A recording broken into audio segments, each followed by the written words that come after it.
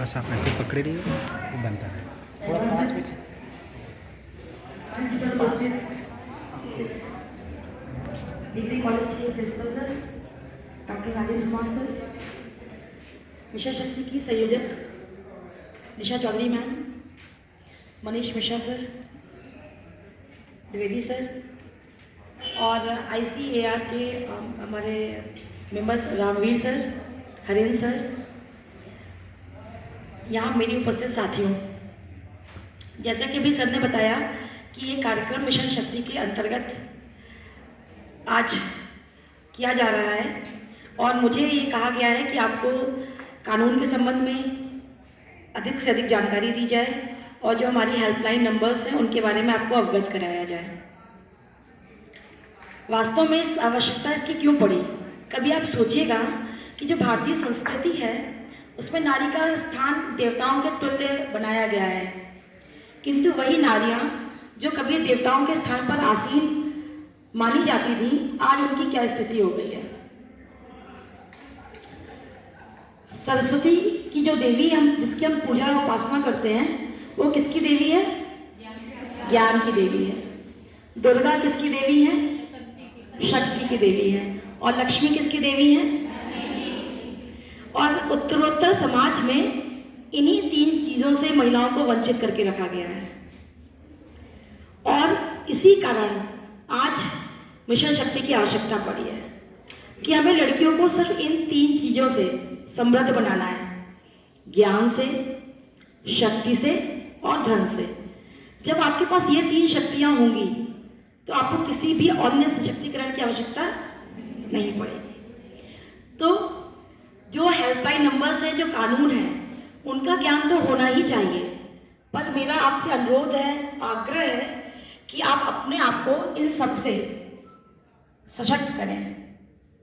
एक छोटी सी कविता है, बोए जाते हैं बेटे और उगाती हैं बेटियां, बोए जाते हैं बेटे और उगाती हैं बेटियां, खाद पानी बेटों को और लहलहाती हैं बेटियां।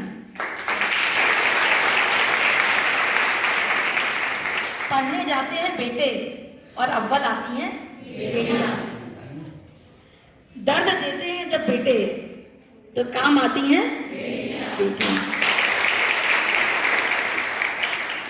तो आप अपने आप को, पहली बात, शुरुआत कहाँ से होती है? अपनी शक्तियों को पहचानने से। आत्म दीपो भव। आप अपने आप को पहले तो आप सबसे पहले अपनी खूबियों को, साथ में खामियों को सबसे पहले आइडेंटिफाई कीजिए कि हमें क्या खूबियां हैं जिसको हमें निखारना है और क्या खामियां हैं जिसको हमें दूर करना है। ठीक है? तो आप इसके बाद आप क्या करेंगे? अपना एक लक्ष्य सेट करेंगे, उस लक्ष्य की तरफ आगे बढ़ेंगे हर दिन। कोई भी व्यक्ति, जीनियस की बात मैं नहीं कर रही हूँ, जीनियस तो हो सकता है 1 अटेम्प्ट में 2 अटेम्प्ट में आगे सफलता प्राप्त कर ले, लेकिन हमें धीमे धीमे छोटे कदमों से आगे बढ़ते जाना है और सफलता पाना है। आप जो भी लक्ष्य सेट करें, ठीक है? ये तो आपकी प्रोफेशनल लाइफ की बात हो गई। बाकी अगर हम कानून की बात करें तो हमारे जो कानून है आपको सुरक्षित रखने के लिए बहुत सारी चीजें प्रोवाइड करता है, पर कानून क्या होता है? 2 धारी तलवार होता है।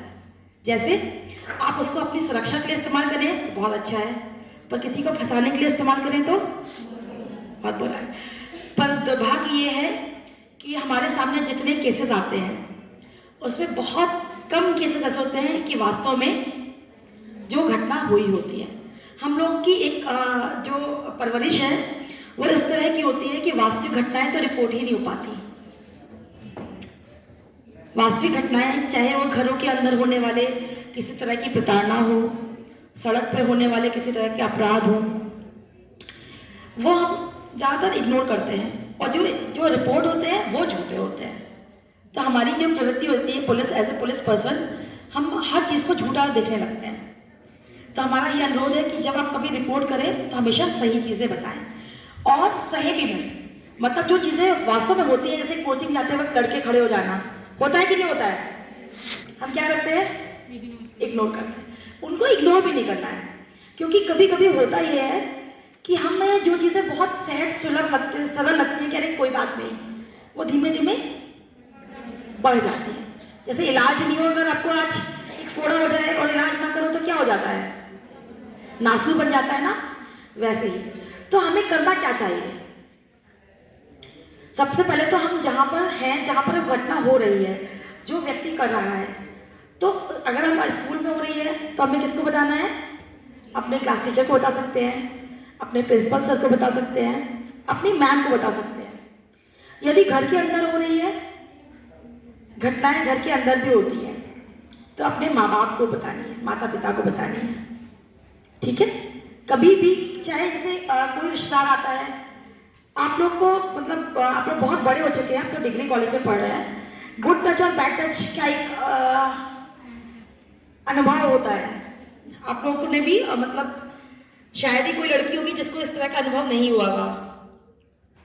हम लोग उसको भी इग्नोर करते हैं ना, लेकिन हम लोगों को उसके बारे में घर में अगर कोई ऐसा घटना हुई या कहीं बाहर हुई तो हमेशा अपनी जो आवाज़ है ना उसको रेज करना है, विरोध करना है।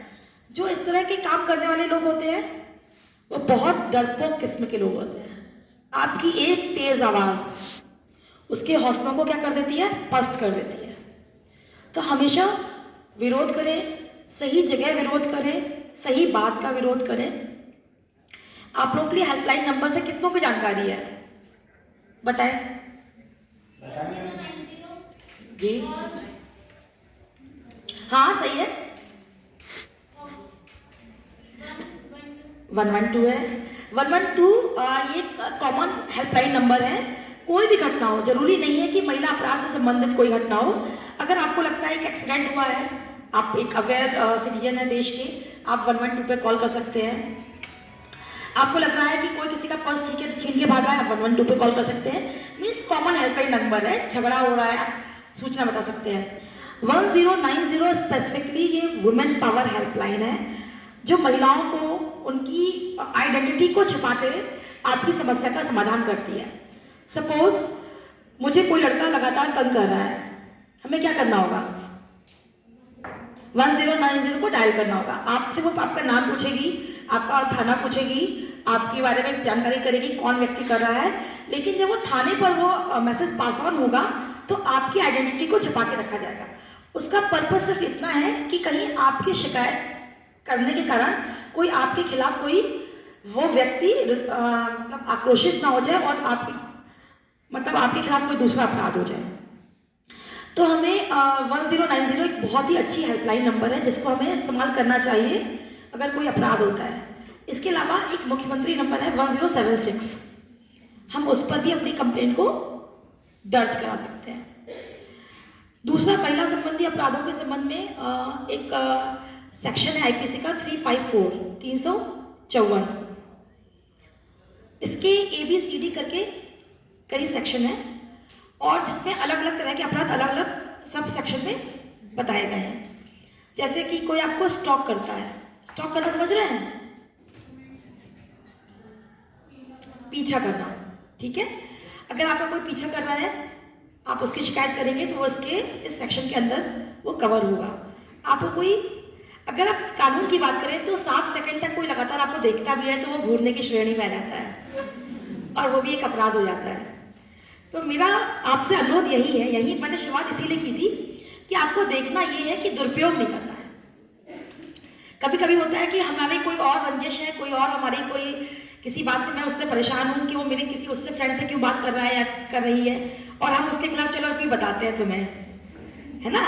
इस तरह का कानून का कभी भी दुरुपयोग नहीं करना है, क्योंकि कब वो आपके खिलाफ दुरुपयोग शुरू हो जाएगा कानून का, आप पता जान नहीं पाएंगे। तो हमें अपनी तरफ से कानून का मिसयूज नहीं करना है। इसी तरह से कोई आपको अश्लील फोटो आपकी मॉर्फ करता है, ठीक है? आपकी फोटो से आपका फेस लगा के किसी और की बॉडी कि आपके लिए कोई गलत कमेंट पास करता है और उसको वायरल कर देता है, आपकी फेक प्रोफाइल बना लेता है, ये सारी चीज़ें अपराध की श्रेणी में आती हैं और अगर आप कंप्लेंट करेंगे तो उसमें मुकदमे कायम होते हैं, ठीक है?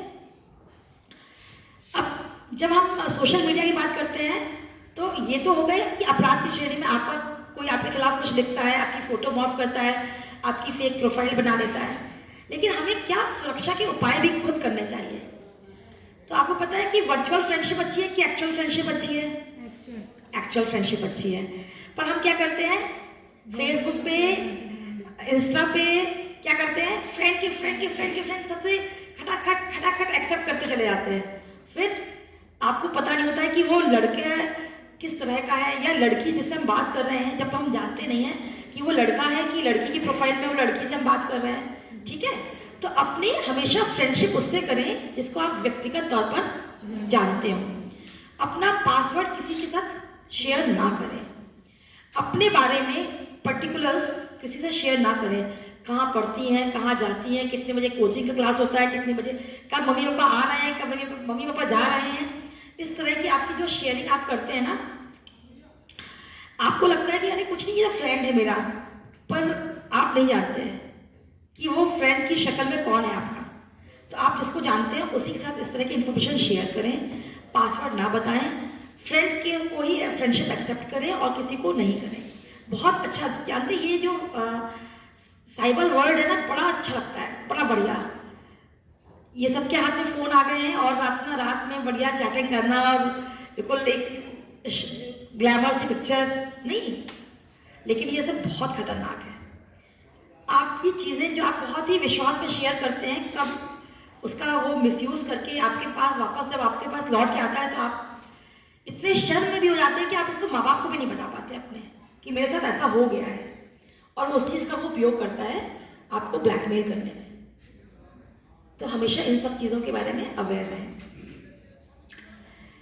मैं जब यहाँ आई तो मेरा एक पर्पज़ आपको और है कि जब मैं छोटी थी तो मेरे क्लास स्कूल मतलब कॉलेज में कोई भी आता था तो ऑफिसर या कोई अच्छा उपलब्ध किसी ने किसी तरह का अचीवमेंट किया हुआ व्यक्ति, तो हम लोग बहुत मोटिवेटेड होते थे।